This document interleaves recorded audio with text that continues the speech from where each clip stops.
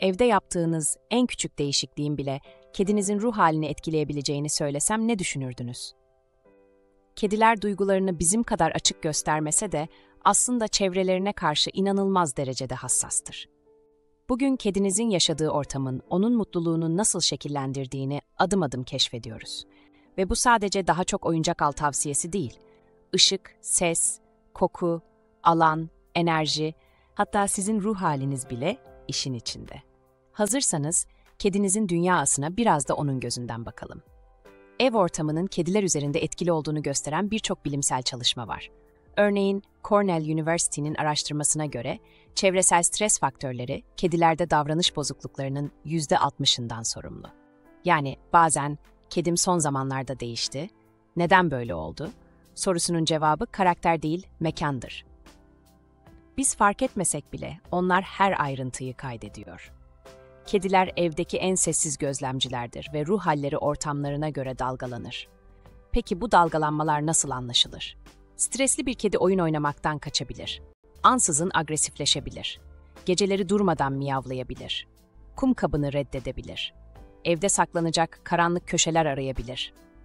Her zamanki gibi mırlamaz, dokunmaya izin vermez, yeme alışkanlığı değişir. Ve çoğu sahip bu değişikliklere kediler tuhaf zaten diyerek geçer. Oysa bu kedinin ben iyi değilim demesidir. İşte burada devreye çevresel etkenler giriyor. Evdeki sesler, ışık, koku, alan yönetimi, insanlar arasındaki enerji, evin düzeni, hepsi kedinizin beyninde bir duyguya dönüşür. Ve bu duygular davranış olarak geri döner.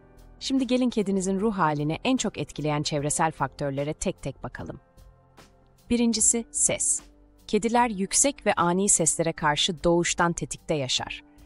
Gürültülü apartman sesleri, sürekli açık televizyon, yüksek müzik, bağırarak konuşan insanlar. Bunlar kedinizin beyninde tehlike ihtimali olarak kodlanır. Kedinizin hareketsiz ama tetikte beklediği anlar vardır ya, işte o aslında sessiz bir stres halidir. Sessizlik onlar için güven demektir. Bu yüzden evde sakin bir odanın olması kaçış alanı olarak çok değerlidir. İkinci faktör alan düzeni. Kediler sadece yatay değil, dikey alanlarda da yaşarlar. Yani onlar için yer sadece zemin değildir. Dolap üstleri, raflar, pencere kenarları, tırmalama ağaçları onlar için yüksekteki güven noktalarıdır. Bir kedi ortamı kontrol edebildiğinde kendini güvende hisseder. Bu yüzden evim küçük, kedim sıkılıyor demek çoğu zaman doğru değildir. Sorun evin boyutu değil, alan kullanımıdır. Üçüncü faktör koku. Kediler kokuyla iletişim kurar. Eve giren her yeni eşya, yeni deterjan kokusu, yoğun parfüm, oda spreyleri, hepsi kedinin dünyasında yeni, belirsiz, potansiyel tehdit sinyali verebilir. Hatta bazı kediler sırf kum kabındaki koku değiştiği için bile dışarıya tuvalet yapmaya başlar. Koku, onlar için yuvanın güvenlik imzasıdır. Dördüncü faktör ışık. Kediler doğada loş ve yumuşak ışıkta avlanan canlılardır. Evde sürekli parlak, beyaz, sert ışık olması kedinin sinir sistemini yorabilir. Loş bir gece lambası, sarı tonlu aydınlatma, gölgeli dinlenme köşeleri, bunlar kedinin parasempatik sistemini yani rahatlama modunu aktif eder. Beşinci faktör sosyal enerji. Evet, kediniz evin atmosferini okur. Gergin insanlar, gergin kedi. Sürekli tartışma, sıkıntı, ses yükselmesi. Kedi bunu anlamasa da hisseder ve duygusal enerjiyi kendine geçirir. Bilim insanları buna duygusal bulaşma diyor. Şimdi kısa bir duralım ve size bir soru sorayım.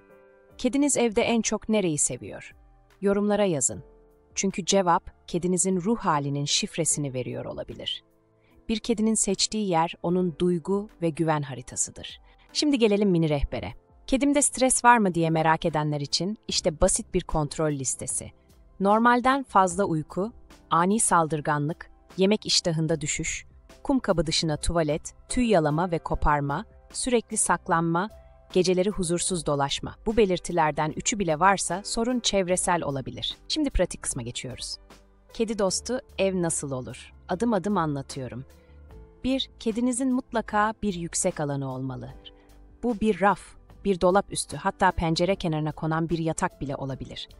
2. Evde herkesin kullandığı ortam dışında kedinin kendine ait gürültüsüz köşesi olmalı. İnsanlar bunu dinlenme alanı diye düşünür. Kediler buna kaçış bölgesi der. 3. Işık seviyesini ayarlayın. Her odada loş bir ışık alternatifi bulunsun. 4. Kokuları sabitleyin. Ani koku değişimlerinden kaçının. Yeni eşya getirdiğinizde önce kedinin kokusunu taşıyacak bir bezle silin. 5. Ses dengesini kontrol edin. Sürekli açık TV, hoparlör, yüksek müzik kediyi yorar. Sessizlik kedinin terapi alanıdır. 6.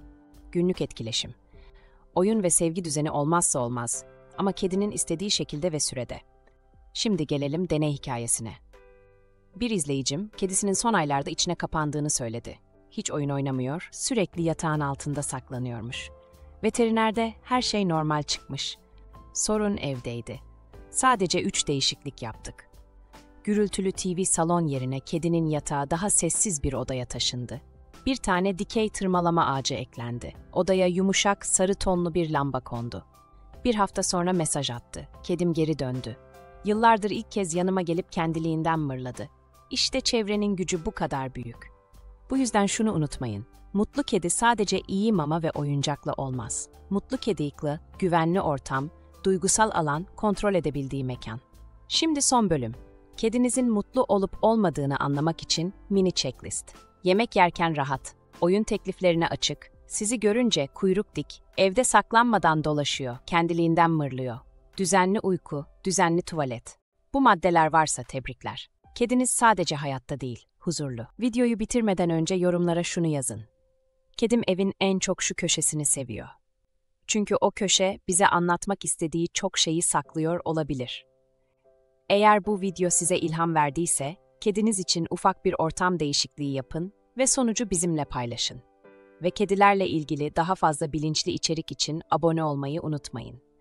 Bir sonraki videoda ev ortamımı kedim için yeniden düzenleyeceğim ve sonucu sizlerle paylaşacağım. Kediler sessizdir ama mutluluklarını saklamazlar. Bizim tek yapmamız gereken onların dilini doğru okumak. İzlediğiniz için teşekkürler. Yeni videolarda buluşalım. Patiyle kalın, hoşça kalın.